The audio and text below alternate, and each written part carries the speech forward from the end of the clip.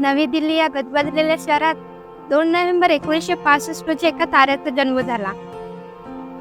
अब्दुल रशीद खान नावाचा हा मुलगा एके दिवशी बॉलिवूडचा बादशाह शाहरुख खान या नावाने चमकेल हे जगाला फारसे माहीत नव्हते.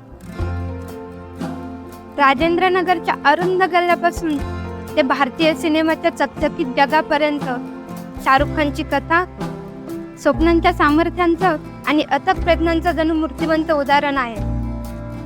एका मध्यमवर्गीय कुटुंबात वाढलेल्या शाहरुख यांचे सुरुवातीचे जीवन हे संघर्ष आणि विलक्षण स्वप्नांचे मिश्रण होते.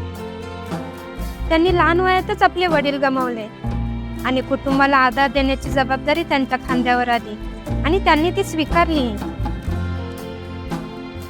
आपल्या कुटुंबाला आधार देण्यासाठी आणि आपला ठसा उमटवून आपल्या कॉलेजचं प्रेम गौरीला मिळवण्यासाठी त्यांनी कॉन्सर्टच्या एस्कॉर्ट सारखी छोटी छोटी कामेही केली.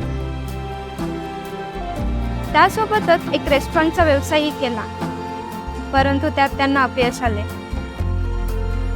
तरी शाहरुख खान खचून गेले नाहीत. पुन्हा सुरुवात करायची, शांत नाही बसायचं. या एकाच जिद्दीने त्यांनी अभिनयात करिअर करण्याचा निर्णय घेतला आणि हाच शाहरुख खान यांच्या आयुष्यातील टर्निंग पॉइंट ठरला. पण पहिली संधी मिळाली ती म्हणजे फौजी आणि दिलदार यासारख्या टेलिव्हिजन शो मधून, आणि शाहरुख खान यांनी अशी आपल्या कारकिर्दीची सुरुवात केली. शाहरुख खान चमकले ते फौजी या मालिकेच्या अभिनयाने. पडद्यावरील त्यांच्या यशस्वी भूमिकेने प्रेक्षकांचे लक्ष वेधून घेतले होते. अनेक स्वप्न मनात साठवून आणि यशस्वी होण्याचा निर्धार करून अगदी बिनधास्त ते स्वप्नांच्या नगरीत म्हणजेच मुंबईत आले. सुरुवातीचे दिवस कठीण होते. सारखे ऑडिशन आणि सारखे नकार मिळत होते, पण नक्कीच उद्याचा दिवस अधिक उज्ज्वल असेल असा दृढ विश्वास ठेवून प्रयत्न करत राहिले. भरीव भूमिका शोधण्यासाठी त्यांना संघर्ष करावा लागला आणि अखेर 1992 मध्ये दीवाना या चित्रपटाद्वारे त्यांनी बॉलिवूडमध्ये पदार्पण केले. यानंतर शाहरुख खान यांनी चमत्कार, राजू बन गया, जेंटलमॅन सारखे हिट चित्रपट केले. कभी हा कभी ना चित्रपटासाठी शाहरुख खानने अक्षरशः थिएटरच्या बाहेर खिडकीमधून तिकिटे पण विकली होती. दर आणि बाजीगर मध्ये शाहरुख खान यांनी अँटी हिरोची यशस्वी भूमिका केली. त्यासाठी त्यांना अवॉर्ड सुद्धा मिळाले. सगळीकडे शाहरुख खान यांच्या अष्टपैलू अभिनयाचे कौतुक होत होते, पण त्यांनी लोकप्रियतेचा उच्चांक गाठला तो दिलवाले दुल्हनिया ले जाएंगे या चित्रपटाद्वारे. मुंबईच्या मराठा मंदिर थिएटरमध्ये हा चित्रपट आजही दाखवला जात आहे.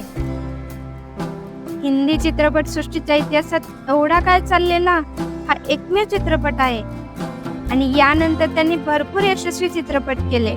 शाहरुख खान जेव्हा बांद्र्यामध्ये यस वॉचची शूटिंग करत होते तेव्हा त्यांची नजर विला वेना या बंगल्यावर पडली. तेव्हाच त्यांनी ठरवलं काही पण करून हा बंगला आपण घ्यायचाच. शाहरुख खान यांनी आपला ड्रीम हाऊस मिळवण्यासाठी रात्रंदिवस मेहनत घेतली आणि शेवटी त्यांनी आपली मेहनत पूर्ण केली. मित्र, रुपेरी पडद्यावरच्या यशापलीकडेही शाहरुख खान यांनी रेड चिलीज एंटरटेनमेंटची स्थापना करून चित्रपट निर्मितीमध्ये प्रवेश केला. व्यवसायात त्यांच्या प्रवासामध्ये इंडियन प्रीमियर लीगमधील कोलकाता नाईट रायडर्स संघाची मालकी समाविष्ट होती, ज्यामध्ये त्यांच्या विविध आवडी आणि उद्योजकतेचे प्रदर्शन होते. मित्र, शाहरुख खान यांनी जगाला दाखवून दिले आहे की अफाट प्रयत्नांनी आणि जिद्दीने आपण सगळं जग जिंकू शकतो. तर मित्र, स्टोरी तर आवडली असेलच, मग व्हिडिओला लाईक आणि शेअर करा आणि चॅनेलला सबस्क्राईब करायला विसरू नका. आणि हो, तुम्ही जर शाहरुख खानचे फॅन असाल तर शाहरुख खानचा तुमचा आवडता डायलॉग कमेंटमध्ये लिहायला विसरू नका. धन्यवाद.